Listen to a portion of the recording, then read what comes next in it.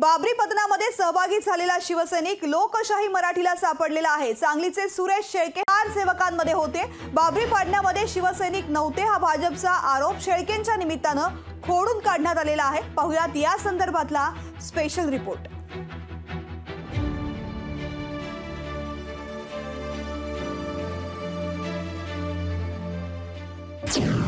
बाबरीच्या घुमटावर चढलेला शिवसैनिक लोकशाहीवर। बाबरी ढाचा पाडणाऱ्यांमध्ये मिरजचे सुरेश शेळके। फ्रंटलाईन मासिकाच्या फोटोचा शेळकेंजवळ पुरावा।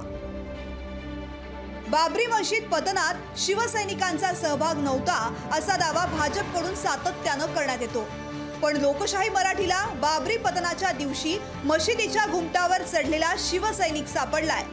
तो शिवसैनिक म्हणजे मिरजचे सुरेश शेळके। हे तेच सुरेश शेळके आहेत ज्यांनी 6 डिसेंबर 1992 रोजी बाबरी मशिदीच्या घुमटावर चढाई केली होती। त्या दिवशी काय झालं ते तुम्ही त्यांच्याच तोंडून ऐका। ते उभारायला आधार नव्हता। 4 बोटाची पट्टी आणि वरती घुमटावरती एक सळी असलेली, उघडी सळी असलेली, सळीला हात असं धरून वरती आम्ही हात फोडाफोडी चालू केली। त्यानंतर पारा आल्या, त्यानंतर छन्या आल्या, हातोड्या आल्या। तोपर्यंत सर्वच कारसेवक आत घुसले। कंपाऊंड उकडून टाकलं, कोण झाडं उपडून टाकत होतं, कोण भिंती पाडत होतं, कोण ढकलून देत होतं। असं एवढं वातावरण उत्साहीवर्धक झालं होतं। बाबरी मशिदीचा ढाचा उद्ध्वस्त केल्यानंतर तिथे छोटेखानी राम मंदिर बांधल्याचीही आठवण त्यांनी करून दिली आहे। गोविंद शेगुनशीनं एक वीट आणि 3 रामलल्लाची टोपी तिकडून आमच्या समोरच घेऊन आला। आणि हे सगळं झालं, मग प्रतिकात्मक राम मंदिर बांधायचं ठरलं। तिथंच बाजूला शेजारी चबुतरा कट्टा बांधला। राम मंदिराचं साधं असं छतवजाचं कट्टा बांधून त्यावरती रामलल्लाची मूर्ती ठेवली आणि आम्ही अयोध्ये सोडलो। त्यावेळी फ्रंटलाईन मासिकाच्या फ्रंट पेजवर सुरेश शेळके यांचा फोटो छापून आला होता। फोटोत दिसणाऱ्या शिवसैनिकाच्या बिल्ल्याचीही खास आठवण ते सांगतात। फ्रंटलाईन मासिक माझ्याकडे घेऊन आले, अरे सुरेश तुझा फोटो आलेला आहे म्हणून। आणि ते फ्रंटलाईन मासिकवरनं संपूर्ण मिरजेमध्ये एकच हलकळवळ झालं की सुरेश शेळके घुमटावरती आहे। ॲक्रेलिकचे उगारे पेंटर करून बिल्ले तयार केले ते शिवसेनेचे त्या सभेसाठी म्हणून।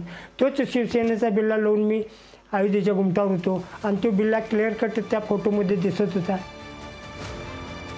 बाबरी मशीद पतनात एक वेळ उद्धव ठाकरे, संजय राऊत यांचा प्रत्यक्ष अप्रत्यक्ष सहभाग नव्हता, पण अनेक शिवसैनिक बाबरी पतनात सहभागी होते हे यावरून अधोरेखित झालंय।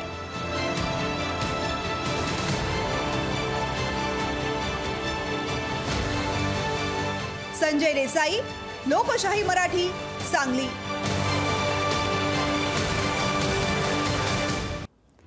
तर बाबरीच्या घुमटावरती चढलेला शिवसैनिक लोकशाहीवरती आलेला आहे आणि सांगलीचे सुरेश शेळके यांनी कशा पद्धतीनं बाबरीमध्ये जाऊन तो ढाचा पाडण्याचं काम केलेलं होतं याचा पाढाच त्यांनी वाचलेला आहे आणि त्यांनी कशा पद्धतीनं बाबरीमध्ये काम केलेलं होतं आपण त्यांच्या तोंडून ऐकलेलं आहे। आणि या संदर्भात प्रतिक्रिया देण्यासाठी सुषमा अंधारे स्वतः आपल्यासोबत आहेत, शिवसेनेच्या उपनेत्या। सुषमाजी, स्वागत आहे लोकशाही मराठीमध्ये। सातत्यानं दावा केला जातोय की शिवसैनिक हे बाबरीमध्ये गेलेच नव्हते, बाबरी मशीद पतनामध्ये त्यांचा सहभाग नव्हता। मात्र आत्ताची जी बातमी आपण पाहतोय, सांगलीचे सुरेश शेळके स्वतः सांगतात कशा पद्धतीने त्यांनी बाबरीमध्ये ढाचा पाडण्यासाठी काम केलं होतं। आपली प्रतिक्रिया। गावाकडे एक म्हण आहे ताई, खरं खोटं लबाडाचं तोंड मोठं। तसं भाजपच्या लबाडीचं तोंड फार मोठं आहे आणि ते खऱ्या गोष्टी सुद्धा दडपून टाकण्याचा प्रयत्न करतात, परंतु सत्य कधी लपत नसतं। सुरेश शेळके साहेबांचे सगळे बाईट ऐकल्यानंतर मला वाटतं त्यांचे हे सगळे बाईट हे देवेंद्र फडणवीस साहेबांच्या उन्मादी वागण्याला एक चपराक आहे। किंवा राणेंची जी पोरं ज्या पद्धतीने उड्या मारतात त्याला एक सनसनीत थोबाडीत लगावणारं ते बोलणं आहे आणि हे फार महत्वाचं आहे। खरं तर राम हा विषय श्रद्धेचा आहे, राजकारणाचा नाही, परंतु भाजपा याचं राजकारण करते आणि ते राजकारण करताना शिवसेनेचं श्रेय स्वतः घेऊन त्याच्यासोबत त्याचं भांडवल करण्याचा प्रयत्न करते, हे वाईट आहे. शेळके साहेबांचे पुनश्च एकदा म्हणजे महाराष्ट्र तरुणी आहेच आहे, पण शिवसेना विशेषतः त्यांची विशेष ऋणी आहे की त्यांनी समोर येऊन ही वस्तुस्थिती मांडली. खूप खूप धन्यवाद सुषमाजी, लोकशाही मराठीवरती ही प्रतिक्रिया दिल्याबद्दल. तर बाबरीचा ढाचा पाडणारे शिवसैनिक स्वतः त्यांनी सांगितलेलं आहे कशा पद्धतीने त्यांनी बाबरीमध्ये जाऊन तो ढाचा पाडलेला होता आणि त्यानंतर त्यांचा फोटो सुद्धा पेपरवरती झळकलेला होता आणि ती गोष्ट त्यांनी अभिमानानं सांगितलेली आहे.